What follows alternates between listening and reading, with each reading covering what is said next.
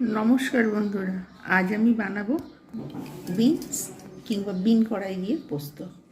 এখানে বিন নিয়ে নিয়েছি এবং এই যে পোস্ত নিয়ে নিয়েছি। প্রথমেই জানা দরকার বিনসের উপকারিতা। বিনস কিন্তু আমাদের হাড় সবসময় শক্ত রাখতে সাহায্য করে। এছাড়াও চুল, নখ, দাঁত এগুলোর গঠনে কিন্তু এর খুব উপকারিতাও রয়েছে। এছাড়া রয়েছে এতে প্রচুর পরিমাণে ফাইবার রয়েছে, অ্যান্টিঅক্সিডেন্ট এবং এতে ভিটামিন সি প্রচুর পরিমাণে রয়েছে। যাদের শরীরে রক্তাল্পতা রয়েছে তাদেরও কিন্তু এই বিনস খাওয়া খুবই জরুরি। আর পোস্ত সম্বন্ধে প্রথমেই বলে রাখা দরকার, এটা কিন্তু আমাদের ঘুমোতে খুব ভালো সহায়তা করে। এছাড়াও এর মধ্যে রয়েছে অ্যান্টিঅক্সিডেন্ট প্রচুর পরিমাণে। এছাড়াও রয়েছে ডায়াবেটিস নিয়ন্ত্রণ করার ক্ষমতা রয়েছে, হার্টের স্বাস্থ্য ভালো রাখে, ব্যাড কোলেস্টেরল দূর করে, পরিপাক ভালো হয়, আর নখ, চুল এবং স্কিনের জন্য খুবই ভালো। যারা ডায়াবেটিসের সমস্যায় ভুগছে তাদের কিন্তু পোস্ত খুবই দরকার। রক্তাল্পতা যাদের রয়েছে তাদের জন্য কিন্তু এই পোস্ত খুবই উপকারী। সুতরাং এবারে আমি পোস্তটা মিক্সিতে পিষিয়ে আনবো আর এটা পরিষ্কার করে নিয়ে চলে আসছি। এর সঙ্গে আলু অ্যাড করব। আমি এখানে বিনসগুলোকে এইরকম ছোট্ট ছোট্ট করে টুকরো টুকরো করে কেটে এনেছি, পরিষ্কার করে সবটা ধুয়ে রেখে দিয়েছি। এখানে নিয়ে নিয়েছি আলু। এই যে আলুগুলোকে ঠিক আমি এইভাবে ছোট্ট ছোট্ট করে করে কেটে আর পরিষ্কার করে ধুয়ে রেখেছি। আর এইখানে নিয়েছি এই যে পোস্তটাকে আমি কাঁচা লঙ্কা দিয়ে পিষেছি। আর এছাড়াও আমার লাগছে এখানে লবণ এবং হলুদ। আর সাদা তেলে রেসিপিটা স্টার্ট করব। কড়াতে দিয়ে দিয়েছি সাদা তেল, একটু গরম হবার অপেক্ষায়। গরম হয়েই গেছে। এবার আমি এর মধ্যে, এটা কিন্তু ভগবানের উদ্দেশ্যে ভোগ নিবেদন করা যাবে, বিনসগুলো আমি কিন্তু এর মধ্যে দিয়ে দেবো। আঁচটা কমিয়ে দেবো, তেলটা চারিদিকে ছড়িয়ে আসবে।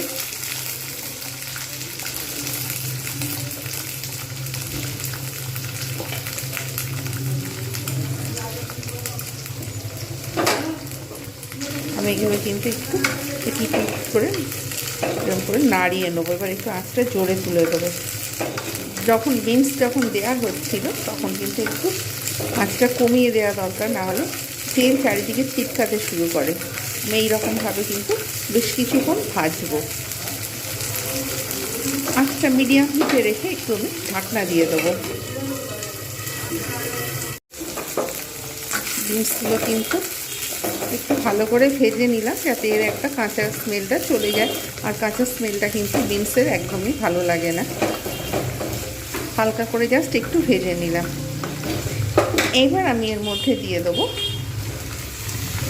কেটে রাখা আলুগুলো। আপনারা আলু বেশি চাইলে বেশি দিতে পারেন, আবার কম চাইলে কম দিতে পারেন। আমার মনে হলো যে আলু একটু বেশি দিলে গ্রেভিও ভালো হয় আর টেস্টও ভালো হয়, যার জন্য আলুটা একটু বেশি দিয়ে দিই। আর আলু দিলে কিন্তু খুব সুন্দর টেস্টও হয়। এরকম করে আমি কিন্তু বেশ কিছুক্ষণ নাড়িয়ে নেব। নাড়িয়ে নিয়ে আমি কিন্তু আঁচ কমিয়ে ঢাকনা দিয়ে দিয়ে কিন্তু একসঙ্গে ভালো করে ভাজবো আলু আর বিনস। আলুরও কাঁচা গন্ধটা চলে যাবে, আস্তে আস্তে বিনসও সিদ্ধ হয়ে যাবে।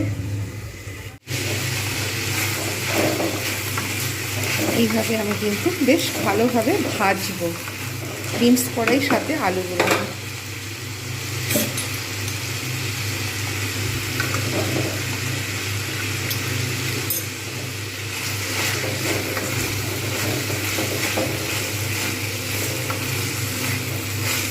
ভাজা ভালো না হলে কিন্তু টেস্ট হয় না পোস্তটা। এইবার আমি এতে দিয়ে দেবো পরিমাণ মতো লবণ, হলুদ যেটা রেখেছিলাম সেইটা আমি দিয়ে দিলাম। এমনিতে তো জল ছেড়ে দিয়েছে অলরেডি, আর এই লবণ হলুদ দিয়ে কিন্তু ভাজলে দেখা যাবে যে আরও কিন্তু ভালো ভাজা হবে এবং জল ছাড়তে শুরু করবে। আজকের আবার অন্য দিনের তুলনায় ঠান্ডাটা একটু পড়েছে।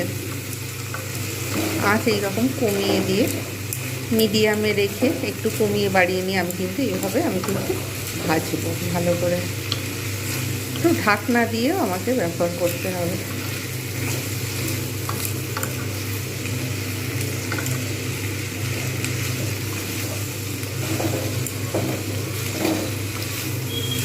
নুন হলুদটা এর সঙ্গে মিশিয়ে ভাজলে আরও সুন্দর টেস্ট হয়। আমি কিন্তু একটু ঢাকনা দিয়ে রেখে দেবো।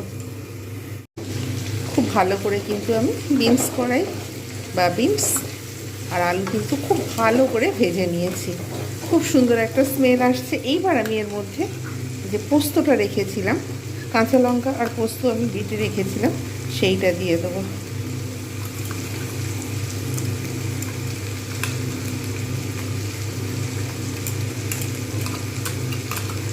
এটা দিয়ে দিলে পুরোটাই দেবো, যেহেতু একটু পরিমাণে বেশি আছে।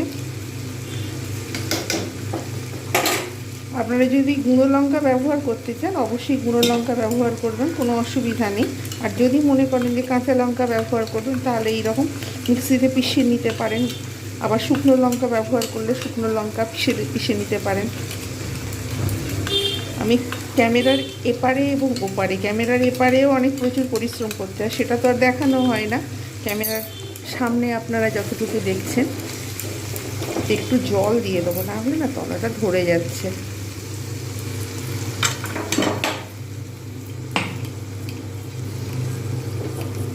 এইবার আমি কিন্তু ভালোভাবে নেড়ে নেব।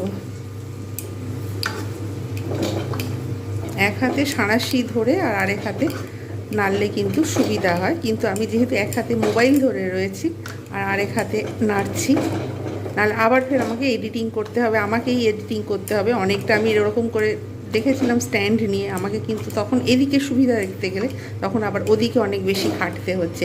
তাই আমি এই দিকটা যদি একটু বেশি খেটে নিই তাহলে আমাকে কিন্তু পরে এডিটিংয়ের সময় আর বেশি ঝামেলা থাকে না। তারপরে অন্যান্য তো অনেক কাজ থাকেই, তাই না, ঘরেতে। ব্যাস, বেশ অতিরিক্ত আমি কিন্তু আর ভাজবো না পোস্তটা। পোস্ত না বেশি ভাজলেও চলে যাবে। সুতরাং আমি এবার জাস্ট অল্প করে ভেজে নিলাম। ভেজে নিয়ে এবার আমি এতে জল দিয়ে দেবো।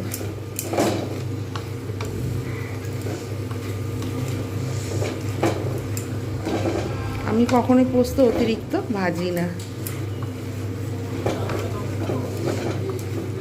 হার্টের জন্য খুবই ভালো, পরিপাকতন্ত্রের জন্য খুবই ভালো। তার এছাড়া ব্যাড কোলেস্টেরল যেটা রয়েছে সেটা কিন্তু এই পোস্ত দূর করে দেয়। সুতরাং পোস্তের যে উপকারিতা গুণ খুবই ভালো। এছাড়া এর মধ্যে এমন কোনো উপাদান রয়েছে যে উপাদান কিন্তু আমাদের ঘুমোতে খুবই সহায়তা করে। যাদের ঘুম কম হচ্ছে তারা কিন্তু পোস্ত খেলে ঘুম খুব ভালোভাবে হয়। এইবার আমি কিন্তু এতে জল দিয়ে দেবো পরিমাণ মতো, ভালোভাবে সিদ্ধ করব, তারপর আমি নামাবো। আঁচ কিন্তু কমিয়ে বাড়িয়ে নিতে হবে প্রয়োজনে। এই রকমভাবে কিন্তু আমি কিন্তু এতে শুকনো লঙ্কা একটুও ব্যবহার করিনি, আমি কাঁচা লঙ্কাতেই পুরোটা করলাম। আপনারা ইচ্ছা করলে শুকনো লঙ্কা গুঁড়ো লঙ্কা ব্যবহার করতে পারেন, কোনো অসুবিধা নেই। তবে হ্যাঁ, কাঁচা লঙ্কা দিয়ে টেস্ট কিন্তু অনেক বেশি ভালো আসে। ব্যাস, এইবার আমি ঢেকে রেখে দেবো আঁচ মিডিয়াম করে, যতক্ষণ পর্যন্ত সময় লাগবে আলু এবং বিনস সিদ্ধ হতে, তার জন্য আমাকে অপেক্ষা করতে হবে।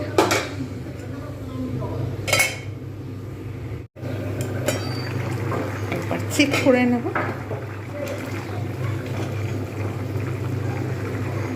এখন একটু বাকি রয়েছে, আর একটু জলটা কমবে, সাথে সাথে আলুগুলো সিদ্ধ হবে। বিনস প্রায় সিদ্ধ হয়েই গেছে, আর একটু সিদ্ধ হবে।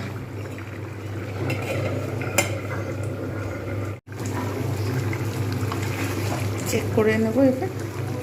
আলু একদম পুরো পারফেক্ট সিদ্ধ হয়ে গেছে, গা মাখা মাখা মতো। এবার সার্ভ করে দেখাচ্ছি আপনাদের।